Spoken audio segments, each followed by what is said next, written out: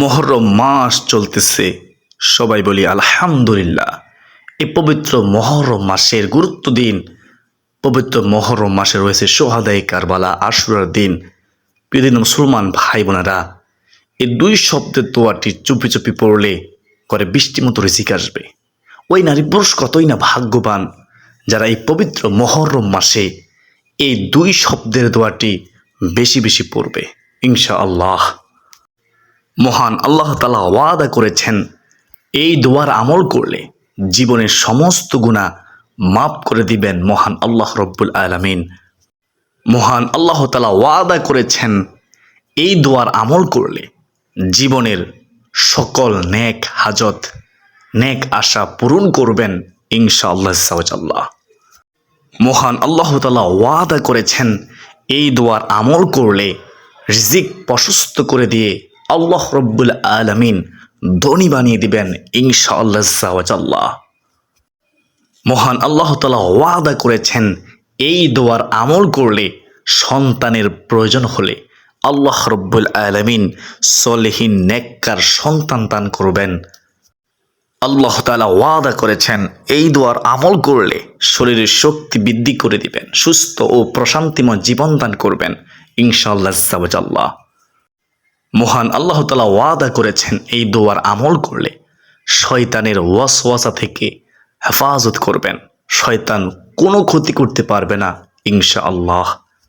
সর্বোপরি কথা হলো, জীবনের সকল সমস্যার সমাধান রয়েছে এই দুই শব্দের মধ্যে, সকল সমস্যার সমাধান হবে ইনশাআল্লাহ। আজকের ভিডিওটি অনেক গুরুত্বপূর্ণ, তাই ভিডিওতে একটি লাইক দিও, কমেন্টে আলহামদুলিল্লাহ লিখে দেখতে থাকুন। তো প্রিয় দর্শক, চলুন আমরা বিস্তারিত জেনে নেই। প্রতিদিন বুঝে না বুঝে নিজের অজান্তে অসংখ্য ভুল করে বসে মানুষ। অধিকাংশ সময় জেনে বুঝেই শুধুমাত্র কুপ্রবৃত্তির অনুসরণ করে পাপ করে ফেলে মানুষ। তবে আল্লাহ তাআলা পাপাচারে লিপ্ত বান্দার পর বান্দার জন্য ক্ষমার দুয়ার খোলা রেখেছেন সব সময়। তাই মানুষ যত ভুলই করুক না কেন, অনুতপ্ত হৃদয়ে আল্লাহর কাছে ক্ষমা চাইলেই তিনি ক্ষমা করবেন। পবিত্র কোরআন কারিমে আল্লাহ তাআলা বলেন, এবং আমি অবশ্যই ক্ষমাশীল তার প্রতি যে তওবা করে, ঈমান আনে, সৎকর্ম করে ও সৎপথে অবিচল থাকে। সুবহানাল্লাহ, তার প্রতি আমি ক্ষমাশীল। সূরা তোহা আয়াত হচ্ছে ৮২।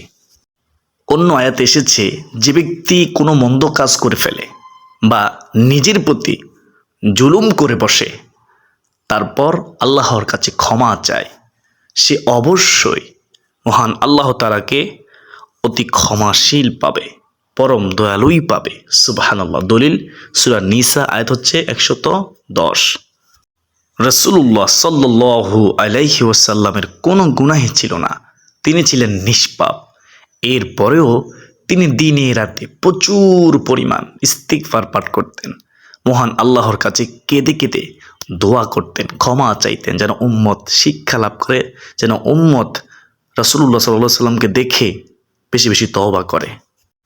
হাদিসে এসেছে, হযরত আবু হুরায়রা রাদিয়াল্লাহু তাআলা আনহু বর্ণনা করেন, আমি রাসূলুল্লাহ সাল্লাল্লাহু আলাইহি ওয়াসাল্লামকে বলতে শুনেছি, আল্লাহর কসম, আমি প্রত্যেক দিন ৭০ বারেরও বেশি, তার চেয়েও বেশি পরিমাণ ইস্তিগফার ও তওবা করে থাকি। তোমরাও তওবা করো ও আমার উম্মত। দলিল সহিহ বুখারী হাদিস নম্বর হচ্ছে ৬৩০৭। অপর এক বর্ণনায় আছে, রাসূলুল্লাহ সাল্লাল্লাহু আলাইহি ওয়াসাল্লাম বলেন, ও আমার উম্মত, তোমরা বেশি বেশি তওবা করো, কেননা আমি নবীজি প্রত্যেক দিন ১০০ বারের চেয়েও বেশি পরিমাণে তওবা করে থাকি, ইস্তিগফার করে থাকি। সুবহানাল্লাহ।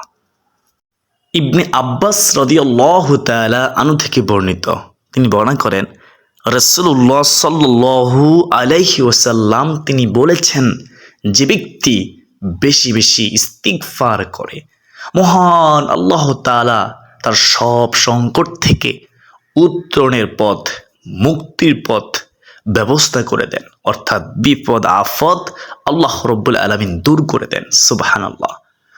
রাসূলুল্লাহ সাল্লাল্লাহু আলাইহি ওয়াসাল্লাম বলেন, তার সব পেরেশানি মহান আল্লাহ তাআলা দূর করে দেন, সকল দুশ্চিন্তা হতাশা দূর হয়ে যায়। এবং নবীজি বলেন তাকে এমন জায়গা থেকে রিজিক দান করেন যা সে কল্পনাও করতে পারবে না, অর্থাৎ অকল্পনীয় থেকে রিজিক পাবে, গায়েবী রিজিক অবশ্যই সে পাবে।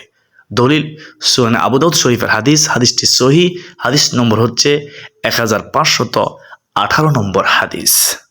প্রিয়দিনদার মুসলমান ভাই বোনেরা, কষ্ট করে শুনুন শেষ পর্যন্ত। ইস্তিগফারের মাধ্যমে আল্লাহর রহমত ও নিয়ামত লাভ করা যায়।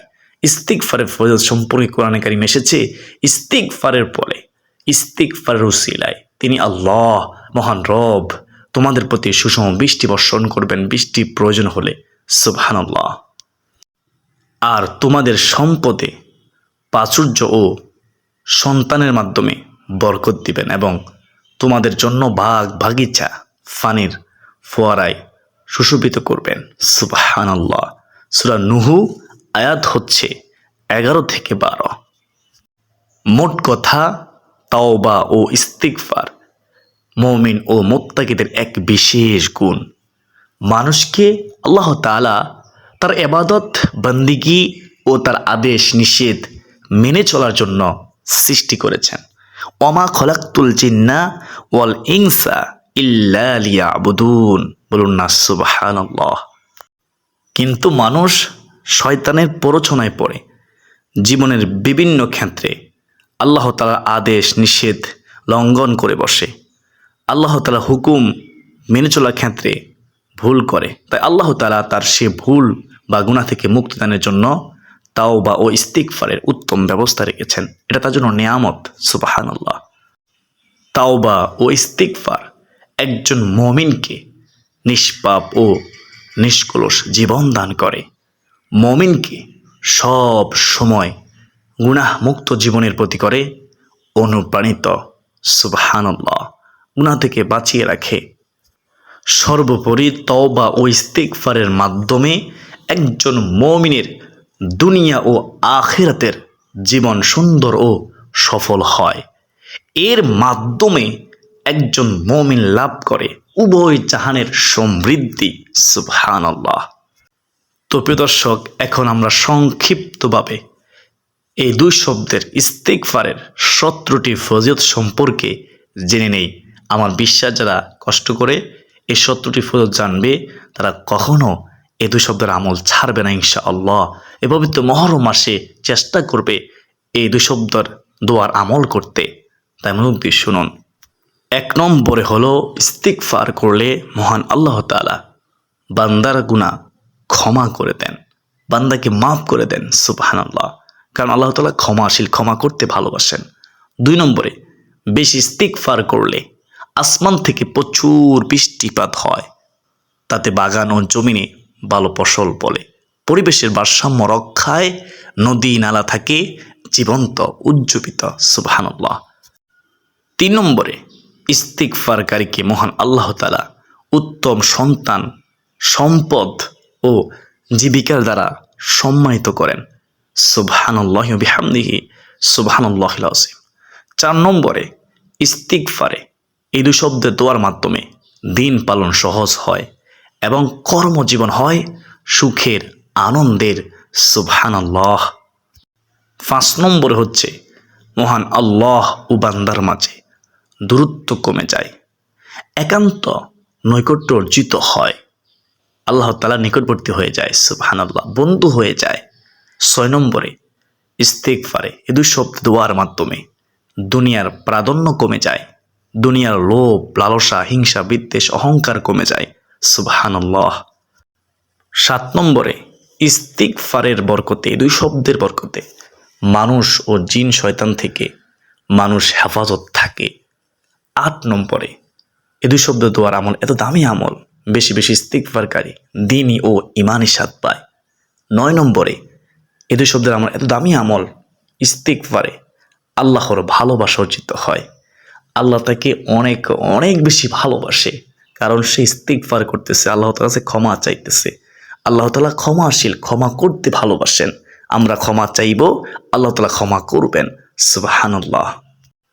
10 নম্বর হচ্ছে ইস্তিগফারের আমল এত দামি আমল, বিচক্ষণতা ও বিশ্বাস বৃদ্ধি পায়, ঈমান বৃদ্ধি পায়, সুবহানাল্লাহ।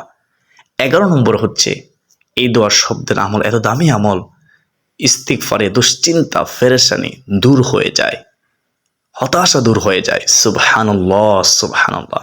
12 নম্বর হচ্ছে ইস্তিগফারে অভাব ও বেকারত্ব দূর হয়ে যায়, উত্তম রিজিক পেয়ে যায়, উত্তম চাকরি ব্যবস্থা হয়ে যায়, রিজিকের ব্যবস্থা হয়ে যায়। সুবহানাল্লাহ। প্রিয় মুসলমান ভাই বোনেরা, এই দুই শব্দের আমল এত দামি আমল, ইস্তিগফার করলে, এই দুই শব্দের দোয়া পড়লে মহান আল্লাহ তাআলা আনন্দিত হন। 14 নম্বর হচ্ছে ইস্তিগফারকারীর মৃত্যুর সময়, মৃত্যু তো আমাদের হবে, ওই মৃত্যুর সময় আমরা যদি ইস্তিগফার করতে পারি তো মৃত্যুর সময় ফেরেশতারা তার জন্য আমাদের জন্য সুসংবাদ নিয়ে আসবে, সুসংবাদ নিয়ে আসে। কিতাবে আছে আরশ বহনকারী ফেরেশতাগণও তাদের জন্য দোয়া করেন যারা ইস্তিগফার বেশি বেশি করে। আমাদের প্রত্যেকের উচিত এই মুহররম মাসে গুরুত্ব দেওয়া, এই মুহররম মাসে বেশি বেশি করে ইস্তিগফার পাঠ করা, ক্ষমা চাওয়া আল্লাহ তাআলার কাছে, দুই শব্দের আমল করা, চলতে ফিরতে উঠতে বসতে সব সময়। প্রিয় মুসলমান ভাই বোনেরা, 15 নম্বর হচ্ছে ইস্তিগফারকারী হাশরের ময়দানের কঠিন মুহূর্তে আল্লাহর আরশের ছায়ায় স্থান পাবে। সুবহানাল্লাহ। 16 নম্বরে কিয়ামতের দিন মানুষ যখন অস্থির থাকবে, পেরেশান থাকবে, হতাশায় থাকবে, ইস্তিগফারকারী তখন ডানপন্থী মুত্তাকিদের দলে থাকবে, জান্নাতের দলে থাকবে। সুবহানাল্লাহ সুবহানাল্লাহ। এর চেয়ে সুসংবাদ কি হতে পারে? 17 নম্বর হচ্ছে ইস্তিগফার মানুষকে মন্দ কাজ থেকে বিরত রাখে।